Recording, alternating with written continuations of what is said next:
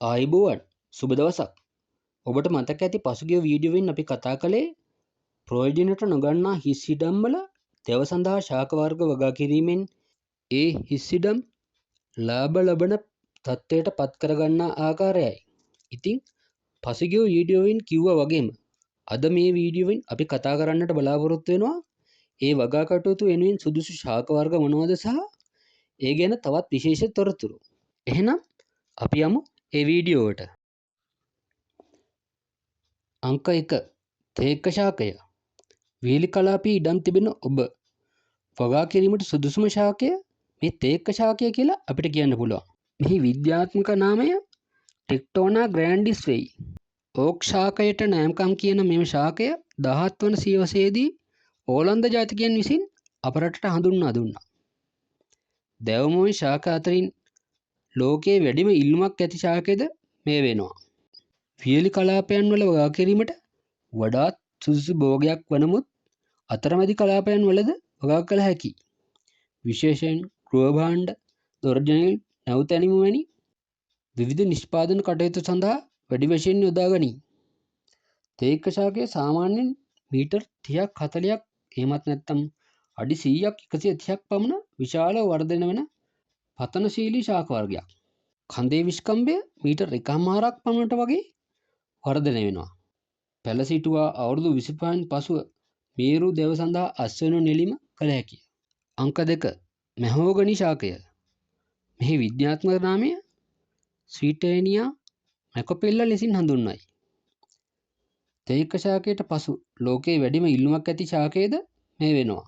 මෙම ශාකයේ දැව ගෘහ භාණ්ඩ, දොරජනෙල් ආදී දේ නිෂ්පාදනයට වැඩි වශයෙන් යොදා ගන්න අතර තෙත් සහ අතරමැදි කලාපයන් වල වගාවට වඩාත් සුදුසු වෙනවා.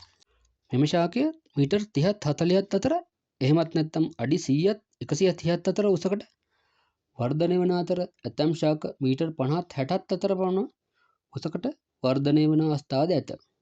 ඍජු කඳක් සහිතව වර්ධනය වන මේ ශාකයක කඳේ විෂ්කම්භය මීටර් 2ක් පමණට වර්ධනය වෙනවා. සිටුවා අවුරුදු 25න් පසු මැහෝගනි මේරු දැව සඳහා අස්වනු නෙළීම සිදු කරන්න පුළුවන්. අංක 3 ටර්පන්ටයින් ශාකය.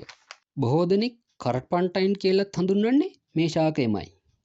මෙහි විද්‍යාත්මක නාමය එයුකැලිප්ටස් වෙනවා. මෙම ශාකයේ ප්‍රභේද කීපයක්ම පවතින අතර එයින් එයුකැලිප්ටස් මයික්‍රොකාරිස් සහ එයුකැලිප්ටස් ග්‍රෑන්ඩිස් කියන වර්ග දෙක ප්‍රධාන වෙනවා. ඒ අතරින් එයුකැලිප්ටස් මයික්‍රොකාරිස් වර්ගයට වැඩි ඉල්ලුමක් පවතින අතර උඩරට තෙත් කලාපයන් වල වගාවට වඩාත් සුදුසු වෙනවා. කඳ ඍජු ලෙසින් වර්ධනය වෙන මෙම ශාකය සාමාන්‍යයෙන් මීටර් 60ත් 75ත් අතර එහෙමත් නැත්නම් අඩි 180ත් 220ත් අතර ඉතා ඉහළ උසකට වර්ධනය වෙනවා. මීටර් 100 ඒ කියන්නේ අඩි 300ක් පමණ ඉතා ඉහළ උසකට වර්ධනය වන ශාකත් වාර්තා වෙනවා. මෙය ශීඝ්‍ර වර්ධනයක් තිබෙන ශාකයක් වන අතර ඒ නිසාම කෙටි කාල සීමාවක් තුළදී වැඩි දැව පරිමාණයක් අස්වැන්න වශයෙන් ලබාගත හැකි. සිල්පර කොට විදුලි කණු මෙන්ම ඉදිකිරීම් කර්මාන්තයන් සඳහාද බහුලව භාවිතා කරන ලබනවා. පැළ සිටුවා වසර 20න් පමණ පසු අස්වනු නෙළීම සිදු කළ හැකියි. ප්‍රධාන වශයෙන් ඔය ශාක කිහිපය දැව සඳහා වගා කිරීම වඩාත් සුදුසු වන අතර ඊට අමතරව පුරුත කුඹුක්, නැදුන්, හොර, හල්මිල්ල වගේ ශාක වර්ගත් සුදුසු වෙනවා. ඉතින් අද වීඩියෝවෙන් අපි කතා කරන්න බලාපොරොත්තු වෙන්නේ මේ ගැන. මේ පමණයි. අදට අපි ඔබෙන් සමුගන්නවා. ඔබ සැමට සුබ දවසක්.